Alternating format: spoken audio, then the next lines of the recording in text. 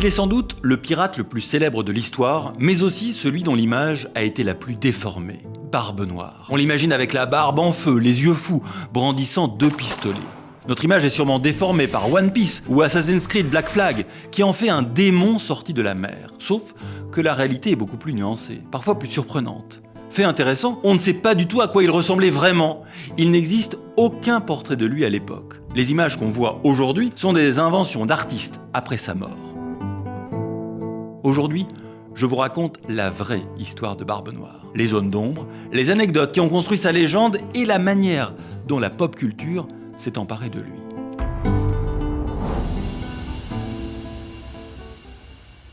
Son vrai nom n'est même pas totalement certain. Edward Teach ou Satch, les sources se contredisent.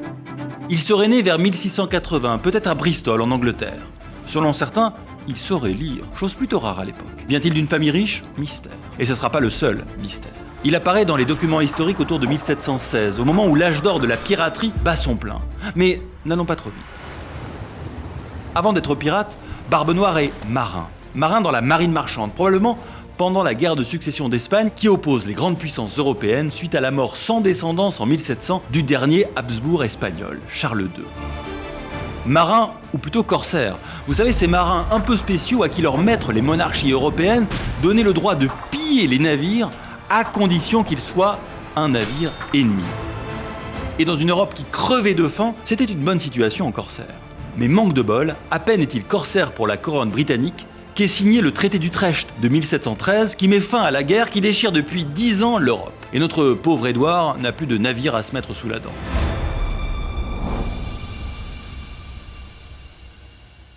Alors que faire ? Devenir un marin comme les autres ? Mal payé et obéissant à des ordres ? Edward, bientôt Barbe Noire, aime l'argent et il n'aime pas obéir. À l'époque, les routes maritimes explosent. L'or, l'argent quittent le Mexique et le Pérou en direction de l'Europe. Le sucre et le tabac affluent des Caraïbes et les navires marchands traversent des zones à peine protégées. Alors, d'anciens corsaires, marins déserteurs et esclaves en fuite se regroupent pour créer leur propre communauté, des Bahamas à la Jamaïque, choisissant eux-mêmes leur capitaine et rédigeant des règles de vie communes. Barbe Noire prend la route des Caraïbes et de l'île de Nassau, capitale officieuse des pirates. Évidemment, rien n'est officiel. Là, il se lie à Benjamin Hornigold en 1716. Si vous avez bien écouté depuis le début, 1716, c'est l'année où Edward apparaît pour la première fois dans les documents historiques. Les deux hommes naviguent sur ce qu'on appelle un sloop. C'est un petit navire qui a peu de puissance, peu d'équipage, mais il est rapide et discret. Son premier coup d'éclat a lieu en 1717. Barbe Noire capture un navire négrier français, la Concorde. Il le nomme Queen Anne's Revenge et le dote d'une puissance de feu impressionnante, d'une quarantaine de canons, un équipage parmi les plus nombreux de la zone. C'est ce navire qui va bâtir la réputation de Barbe Noire. Anecdote peu connue, malgré l'image des pirates ultra-violents, ces équipages soignaient parfois les malades capturés sur d'autres navires. La piraterie, c'était pas l'anarchie totale, mais un système avec ses règles, son organisation et même une forme donc de sécurité sociale interne.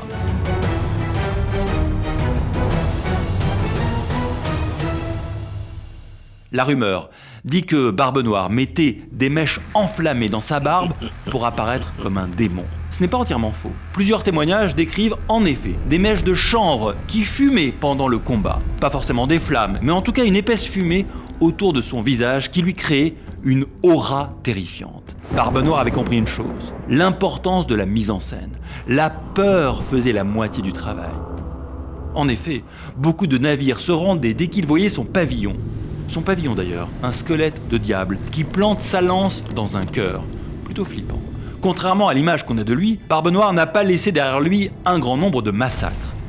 Très peu de meurtres lui sont attribués avec certitude et il préférait la négociation ou, comme on l'a dit, l'intimidation. C'est mieux que la violence gratuite. Il existe une anecdote célèbre selon laquelle il aurait tiré sur un membre de son équipage juste pour rappeler son autorité. Pas un tendre. Cette histoire est souvent répétée, mais elle repose surtout sur un auteur qui aimait beaucoup exagérer. Difficile de savoir si elle est vraie ou si elle a simplement servi à renforcer sa légende noire.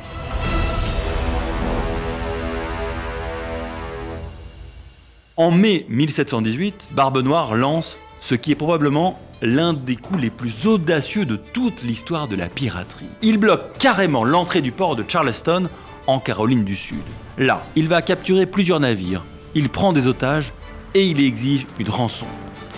Sauf qu'il ne demande ni or, ni argent, ni nourriture, non, il demande des médicaments. Les négociations vont durer plusieurs jours. Finalement, les otages sont tous libérés, indemnes, et les pirates s'en vont sans tirer un coup de canon. Incroyable, non? Mais Barbe-Noire sent que son apogée marque aussi peut-être sa fin. Craignant la réponse militaire, il songe à se rendre à la couronne britannique qui promet la clémence, le pardon aux pirates repentis. Pour éviter la peine de mort, Barbe-Noire échoue son navire sur une plage de Caroline du Nord et il se rend. Le gouverneur est un ami, il pense avoir échappé à la mort. Il se met alors en retrait et se marie même avec une très jeune femme de 16 ans. 20 ans de moins que lui tout de même. Mais que voulez-vous, Barbe-Noire n'est pas homme à se ranger. Avec l'aide de son ami, le gouverneur de Caroline du Nord, Barbe-Noire reprend la mer, à nouveau, à bord d'un sloop, comme au début, et les gains seront partagés entre les deux hommes. Ce qui n'est pas du goût de tous. Quelques mois plus tard, en effet, le gouverneur de Virginie, Alexander Spotswood, décide d'en finir avec Barbe-Noire. Il envoie un officier, le lieutenant Robert Maynard, pour éliminer le pirate.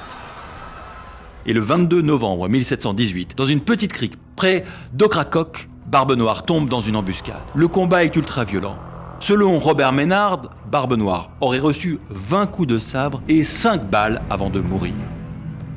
Puis, dans une mise en scène macabre, devenue très célèbre, sa tête est accrochée à l'étrave du navire de Maynard pour prouver sa mort. Mais la légende, elle, ne meurt jamais. Plus encore, elle se nourrit de la mort.